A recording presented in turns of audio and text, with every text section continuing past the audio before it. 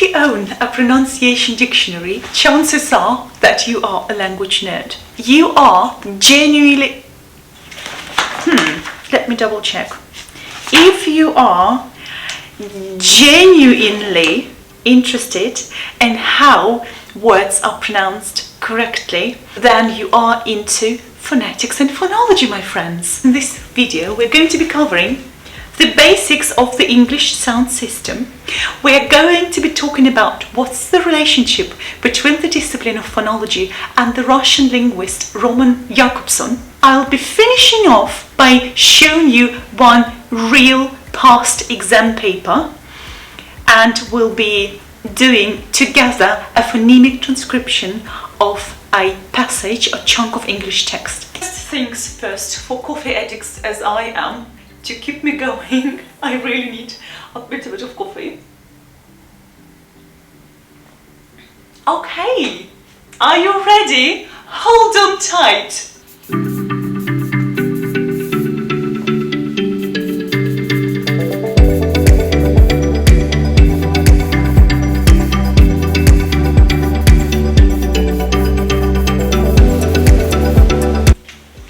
By the way, guys, these are letters, right? We use to write words down. And these are not sounds, in case you didn't know.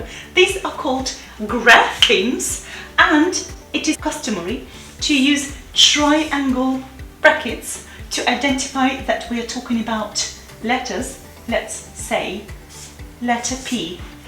Всем привет! Hallo, zusammen! Hi guys! Welcome back to my channel. If you're new here, my name is Anastasia and I make videos to share my experiences as a Russian German. So if you're interested in my story, definitely go and check out a couple of my videos, just so that we are on the same page, if you know what I mean. Okay guys, we do have a lot on the agenda for today's episode. Let's dive into it without further rambling. Not gonna lie, I'm not taking this quite thick volume with me, for example, to the library. What I do make use of on a regular basis is an online dictionary.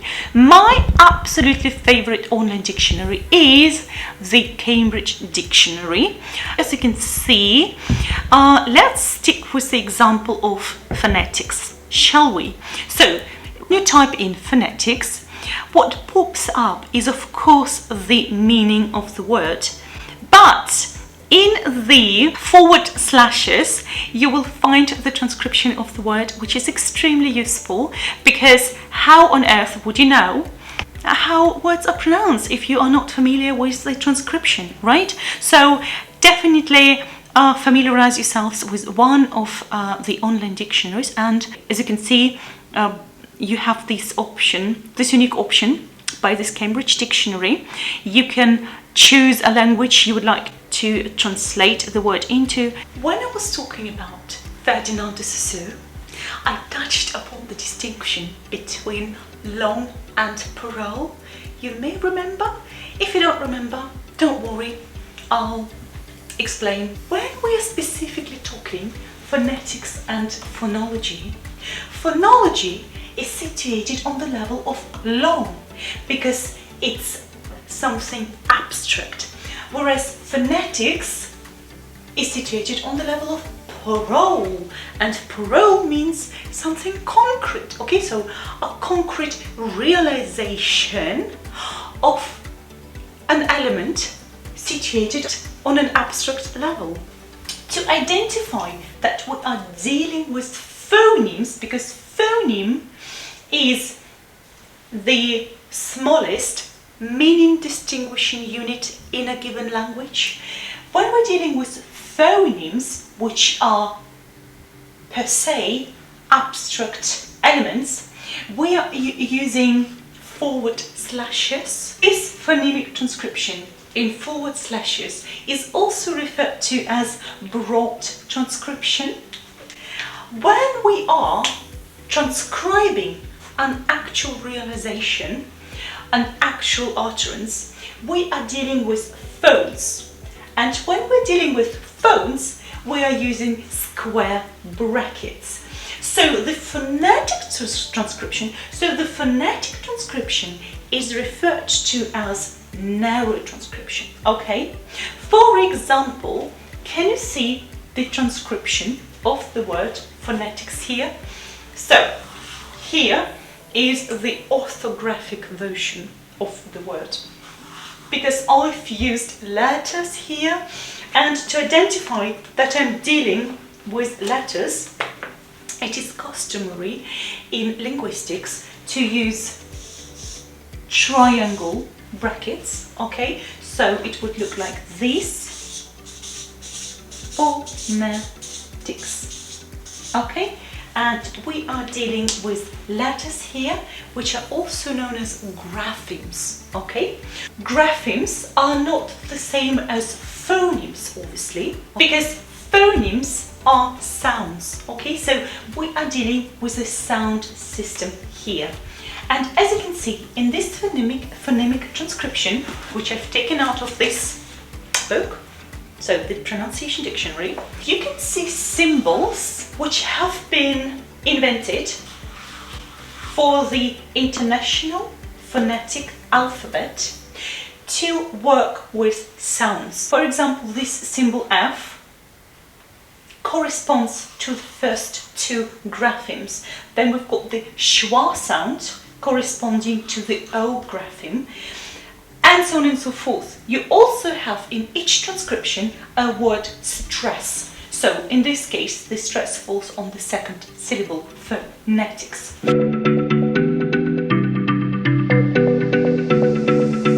the first stage exam, you do have to produce a broad transcription, so the phonemic transcription. So it is about time you familiarize yourself with the symbols of the IPA, and it's about time you purchased a pronunciation dictionary, because speaking from personal experience, you cannot successfully produce a phonemic transcription if you do not possess a pronunciation dictionary and this booklet, Examen in Englische Sprachwissenschaft, so the exam in the English linguistics, okay?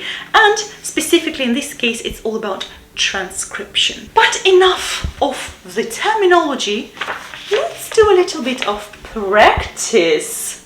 Just a little reminder where you can find the compilation of the past exam papers, the MZL website, standing for Münchner Zentrum für Lehrerbildung. But you do need to be enrolled in an university course. I cannot access it right now because I've graduated and it's been quite some time since graduation. If you've never heard of the MZL website, definitely go and check out my last video, because I am showing where you can find that compilation of past exam papers, which is super useful, and I'd say that it really improves your chances to successfully pass the first state exam, because the more you practice, the more often you get into the habit of practicing, of transcribing English words, the more confident you're getting. Because in the real exam situation, I'll show you, I've got one exam paper here. It says here, Frühjahr 2019. So you can basically write or take this first state exam either in spring or autumn, and so you will invariably find here in the corner either spring and then the year, or autumn and then the year. I definitely am not going to read out loud this whole text to you, but what I am gonna do is show you what it looks like. You've heard me say about the first task, A1, R1, okay, which is invariably about phonetics and phonology. So, let me read it out loud to you guys. Fertigen Sie eine phonologische Umschrift. Phonologische Umschrift refers to the broad transcription, so the phonemic transcription. Von, and then you've got the chunk of the text that you're supposed to, transcribe. Geben Sie auch die Varietät an, in die Sie transkribieren. And this is why in that video I was advising you guys to make up your mind. With regards to the pronunciation dictionary, are you gonna use the British English? Are you gonna use the American English? So in my case, it's the RP variety, so the received pronunciation, which is the Southern English accent. Put it down for the examiner, okay? And also, welches Aussprache-Wörterbuch, so Aussprache-Wörterbuch, Pronunciation Dictionary, in welche Auflage sie zugrunde liegen. So, what pronunciation dictionary in what edition? So in my case, it's 3rd edition. You are using as the basis for your transcription.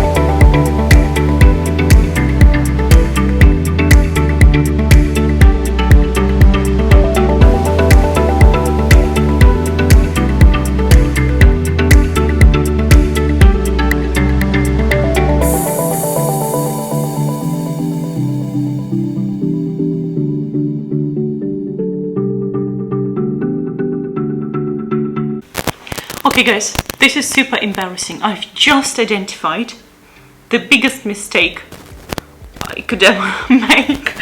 So I've transcribed the first word completely incorrectly. It's not Lionel, but it's Lionel. Okay, I've just identified a second mistake. I am not good at transcribing names because I thought it was Lionel Shriver. Turns out it's Lionel Shriver. So names are definitely not my strength. If I had this sentence in the state exam, I would have done not so well. Suffice to say, keep practicing. This is actually quite a tricky one. So I would have lost 2 points or even more because I've messed up Lionel and Shriver completely. Then one potential trap is the word apocalypse. Okay, so apocalypse. And also, of course, the albeit part. So I'm not sure I would have come up with the correct transcription. I hope, guys, this gives you an idea what to expect in the state exam, and also the necessity of familiarizing yourselves with the past exam papers, and also with purchasing these ones, because I'll show you in a minute that I've completely worked my way through this booklet. It provides you with some fundamentals in phonetics and phonology. It draws your attention to potential traps and tricky situations. So, for example, these weak and strong forms, the schwa sound. Speaking of the schwa sound, let's talk about the distinctive features of vowels and also the distinctive features of consonants. So, when we are analyzing consonants, we do have 5 distinctive features. First of all, is it a consonant or a vowel? Let's stick with the F phoneme. It's obviously a consonant. Secondly, we need to identify where the sound is produced, so the place of articulation, okay? Because we are articulating those sounds using our organs of speech.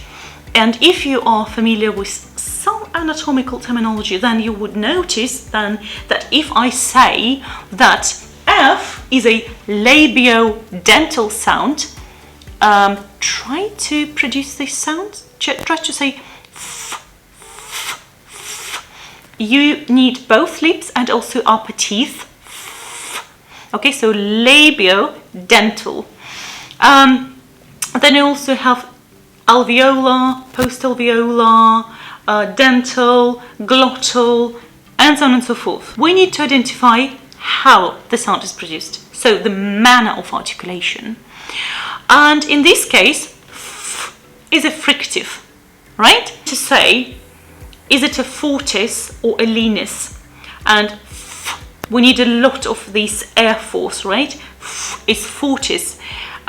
In comparison to, and do remember, we're working with dichotomies here because this is a structuralist approach.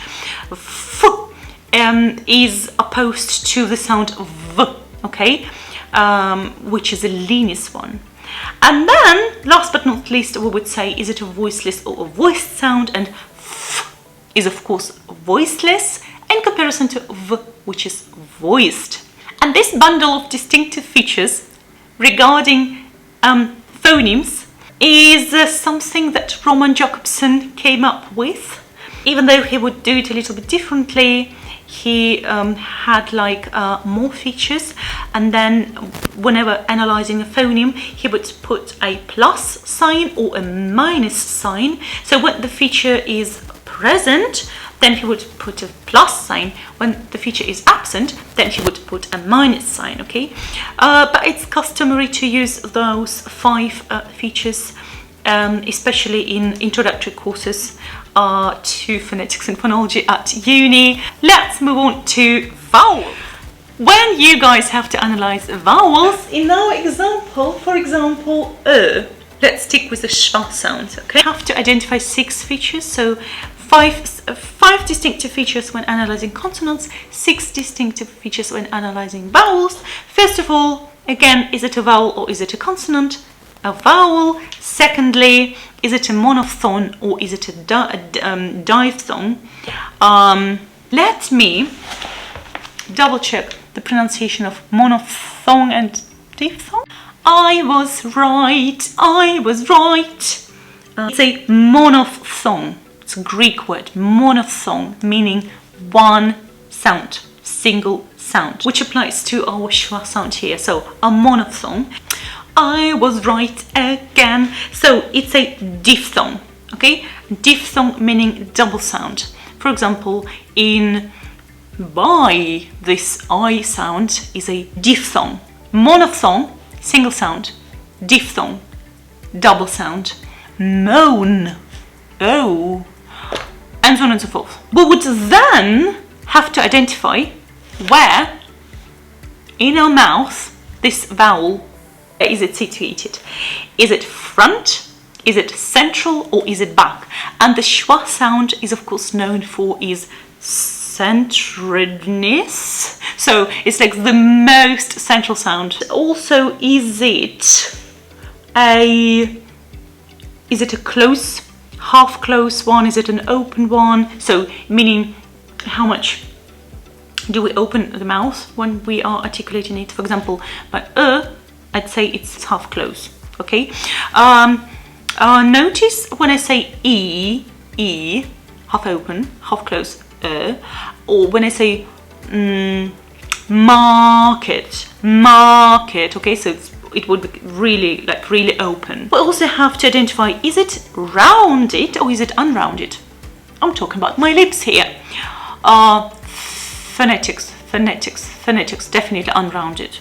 Okay, so rounded would be by moon. Can you notice that I've just rounded my lips? So moon, as opposed to phonetics. Last but not least, is it a long vowel or a short vowel? And schwa sound speaks for itself. Of course, it's short. Okay, phonetics. If I'm not mistaken, schwa is never stressed. There you have it. The distinctive features to identify consonants and the distinctive features to identify vowels. I hope it's been helpful to you guys. You're transcribing text and you are asked to produce a phonemic transcription. Remember that you're dealing with connected speech here and not with isolated words. So, for example, this applies to the sentence stress as opposed to word stress. Remember to pay attention to the sentence stress as a whole and also to the pauses that you might make whilst speaking, okay? You would identify all the pauses with single vertical bars, and then you would mark off the sentence breaks with a double bar, as I've shown you. When dealing with real connected speech, you would pay attention to the sentence stress, the weak forms, the contracted forms. Alright guys, I hope this video is helpful to others. I hope it's been informative and inspiring. That's it from me for today. I wish you all well. Stay healthy, stay safe. Всем пока! Tschüss zusammen! Пока!